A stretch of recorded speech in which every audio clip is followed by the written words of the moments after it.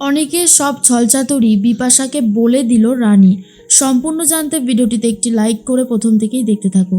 গল্পের শুরুতেই দেখা যায় JM গোল্ড লোনের অফিসে গিয়ে কথা বলতে থাকে রানী। NK মুখার্জি বলে, না না ম্যাডাম, আপনি একদম ঠিকই বলেছেন। আসলে আমরা ইন্টারেস্ট নিচ্ছি না কেন, এটা সবার মনেই একটা প্রশ্ন জাগতে পারে। বললাম না, আমাদের সাথে ব্যাংকের লেনদেন আছে। আর সবথেকে বড় কথা, করোনার পর থেকে প্রত্যেকটা মানুষের জীবনে আমূল পরিবর্তন এসেছে।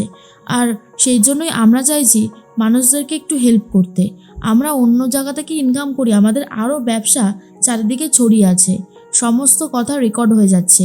আর তারপরেই তখনই রানী বলে, আচ্ছা আচ্ছা, আসলে আমার মনের মধ্যে একটু সন্দেহ দেখা দিল, তো সেই জন্যই বললাম, আর কিছুই না। আমার কোনো চাপ নেই, 7 তারিখে আসলে টাকা পাবো তো। তখনই ওনারা বলে, হ্যাঁ হ্যাঁ, নিশ্চয়ই পাবেন, কেন পাবেন না। আপনাদের টাকা আপনাদেরকেই তো ফেরত দেওয়া হবে, তাই না? রানী তখন বলে, অসংখ্য ধন্যবাদ আপনাকে। এর মধ্যেই রানী বেরিয়ে যাচ্ছে।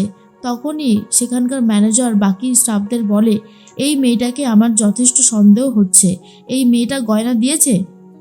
তখনই তারা বলে, হ্যাঁ হ্যাঁ স্যার, গয়না দিয়েছে, আমরা নিজেরা ওজন করে দেখে টেকে নিয়েছি। চিন্তা করবেন না, আমরা তো 7 তারিখের আগেই পগারপার হয়ে যাব।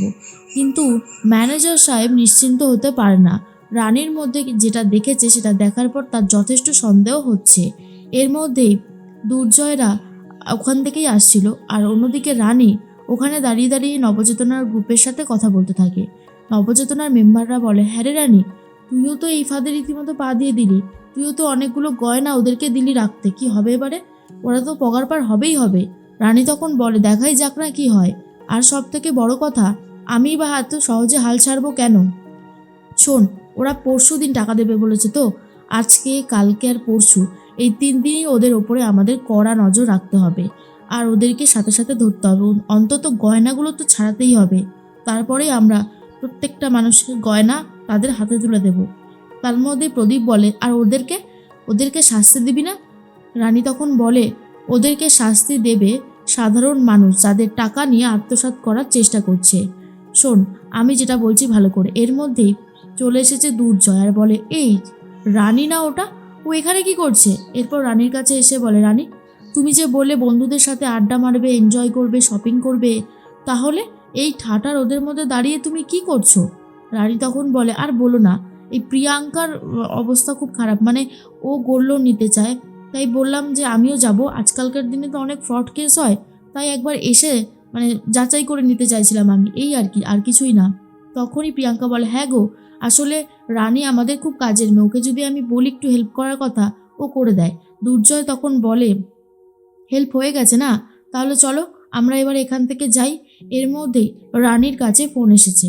ফোন করেছে মাধুরী আর বলে, রানী কি করছো, কেমন আছো? রানী তখন বলে, আমি ভালো আছি গো মেজদি ভাই, বলছি ওইদিকে টাকা ট্রান্সফার হয়ে গেছে? তখনই মাধুরী বলে, না গো, আরে অনিকদার অ্যাকাউন্টে কি আবার সমস্যা হয়েছে, তার জন্যই তো আজকে টাকাটা ট্রান্সফার করা যায়নি। ওই কালকে আবার হবে হয়তো। তুমি সাবধানে থেকো, তোমার খোঁজ নিতেই ফোন করেছিলাম। আসলে রানী এটা একটা প্ল্যান করেছিল। কিছুক্ষণ আগেই রানী বিপাশাকে ফোন করেছিল। বিপাশাকে ফোন করে রানী বলেছিল, যে মা, কিছু কথা আমি তোমাকে বলতে চাই, যেটা তোমাকে একটু সাবধানে আর একটু শান্ত করে শুনতে হবে। অনিকদা যেটা বলছে সেটা পুরোটাই ফ্রড, মানে অনিকদার কিছু হয়নি। আর অনিকদা যেই ডক্টরের কথা বলেছিল রেড্ডি, সেই ডক্টরের কোনো আতাপাতা নেই। আর যদি সে এত বড়ই ডক্টর হয়ে থাকে, তার কিছু ডিটেলস ইন্টারনেটে পাওয়া যাবেই, এটাই একটা স্বাভাবিক ব্যাপার।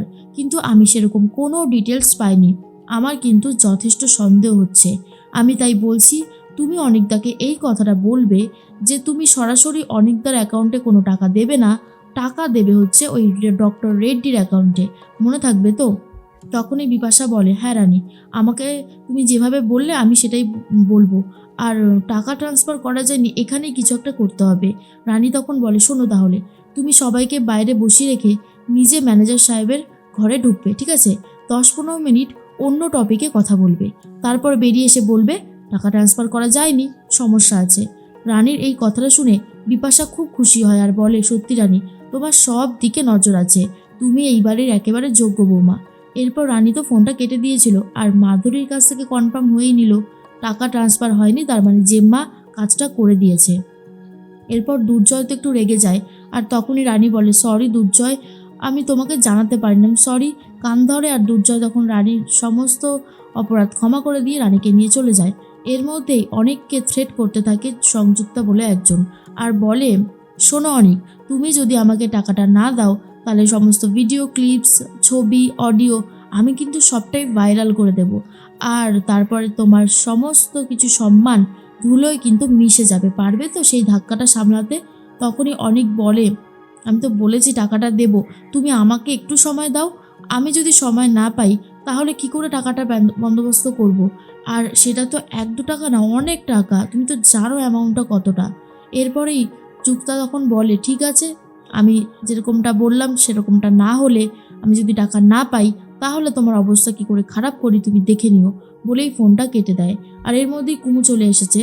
আর তখনই অনেক বলে, এই এই তোমার বাপের বাড়ির লোকজনদের অবস্থাটা কী গো? হ্যাঁ, কী শুরু করেছে ওনারা? ওনারা কি আমাকে টাকাটা দিতে পারছে না? তুমি কিছু বলেছো ওদেরকে যারা সন্দেহ করছে? তখনই কুমু বলে, আমি যদি কিছু বলতাম তাহলে অনেক আগেই বলতে পারতাম অনেক, এই মাঝপথে এসে বলতাম না, আমি জানি না কি হয়েছে। অন্যদিকে রানী বাড়িতে চলে আসার পরে রিতম, দেবু আর দুর্জয়ের সাথে এই ব্যাপারটা নিয়েই কথা বলে, আর বলে, আমার অনেকদার ব্যাপারটা পুরোই ফ্রড মনে হচ্ছে, জানো তো। তোমাদেরকে সমস্ত ডিটেলসটা বলি, ডক্টর রেড্ডির সম্পর্কের কোনো ডিটেলস আমি পাইনি। আর অনেকদাকে যখন সেকেন্ড ওপিনিয়ন নিতে বলেছিলাম, অনেকদা কিন্তু সেকেন্ড ওপিনিয়ন নেয়নি দুর্জয়। পুরো ব্যাপারটাকে একটু ভালো করে ভেবে দেখো। রিতম বলে, তার মানে পুরো ব্যাপারটাই অনেকটা গল্প দিয়ে দিয়েছে? সে কি, এটা তো খুব খারাপ কাজ করেছে। এর মধ্যেই বিপাশা চলে এসেছে আর বলে, অনেক, তোমার খুব কষ্ট হচ্ছে আমি জানি বাবা, কিন্তু কি করব বলো তো। আসলে আমার তো কিছু করার নেই, ব্যাংকের টাকা যদি ট্রান্সফার না হয় তো ব্যাংকের ম্যানেজারের সাথে আমি কথা বললাম, উনি আমাকে এইটা বললো, আমরা যদি ডক্টর রেড্ডিদের ওখানে একবারে টাকাটা পাঠিয়ে দিই তাহলে ঝামেলাটা কিছুটা হলেও মুক্ত হতে পারে। আর তখনই অনেক বলে, কেন বলুন তো মা, আপনারা কি আমাকে বিশ্বাস করছেন না নাকি নাকি টাকাটা দেবেন না? মুখের উপরে বলে দিন সেটা। অনেকের এই ব্যবহার দেখে বিপাশার সন্দেহ আরোই বাড়তে থাকে। আর বিপাশা তখন বলে, কেন অনেক, তোমাকে সন্দেহ করতে যাব কেন? এরপর অনেক খুবই কান্নাকাটি করতে থাকে আর বলে, হ্যাঁ আমার তো সেটাই মনে হচ্ছে যে আপনি আমাদেরকে সন্দেহ করছেন। কুমু, তুমি কিছু বলো। কুমু বলে, মা ওর তো এখন মন মেজাজ ভালো নেই, তাই এমনটা বলছে। বিপাশা বলে, ঠিক আছে, আমি ওই ডক্টর রেড্ডির অ্যাকাউন্টে টাকাটা পাঠাবো, এই বলেই চলে যায়। আর তখন বিপাশা বুঝতে পারে রানী একদম ঠিক কথাই বলেছে, অনেক ছেলেটা একদমই সুবিধার না, কিন্তু কুমু কুমু ওকে কেন সাপোর্ট করছে আমি তো সেটাই বুঝতে পারছি না। এরপরেই কুমু বলে, আচ্ছা অনেক, টাকাটা তুমি কাকে দেবে, পাওনাদারটা কে একটু শুনি। তখন অনেক বলে, সেটা তো তোমার জানার দরকার নেই। কুমু বলে, আমারই পরিবার থেকে এতগুলো টাকা নিচ্ছ, কাকে টাকাটা দিচ্ছ এই প্রসঙ্গটাই যখন আসে বারবার করে এড়িয়ে যাও, কাজটা তুমি মোটেই ভালো করো না। দুর্জয় রানীর কাছ থেকে সবটা শোনার পর বলে, আমি অনেকদার ফ্রডগিরি এখনই বার করছি, বলেই ফোন করেছে আর বলে, অনেকদা, শুনলাম টাকাটা তো ট্রান্সফার হয়নি, আচ্ছা ডক্টর রেড্ডিকে তার পুরো ডিটেলসটা আমাকে দাও তো, কারণ আমি তার কোনো ডিটেলস খুঁজে পাচ্ছি না। তখনই অনেক তার মেজাজ হারিয়ে বলে, কেন, এখানেও তুমি তদন্ত করতে শুরু করে দিয়েছো? তোমাদের তদন্তের মূল পাণ্ডাটাকে তোমার বউ রানী? কথাটা শোনার পর তো দুর্জয় আরোই রেগে যায় আর বুঝতে পারে অনেক মোটেও সুবিধার না।